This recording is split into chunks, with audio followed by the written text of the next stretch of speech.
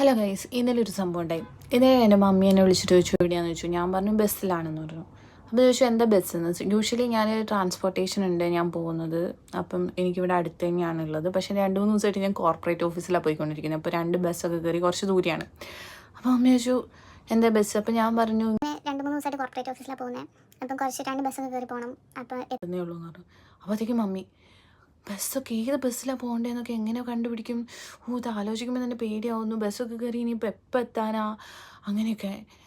Like ഞാനിപ്പോൾ മനസ്സിലാലോചിക്കുക, seriously ഇത് നിങ്ങൾ തന്നെയാണോ പറയുന്നത്?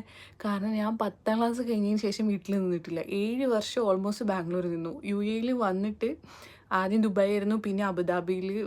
ഇപ്പം ഓൾമോസ്റ്റ് 6 മന്ത്സ് ഞാൻ ഇവിടെ വർക്ക് ചെയ്യാൻ തുടങ്ങി. ഇതുവരെ ഇല്ലാത്ത കൺസേൺ. Mummy full tension.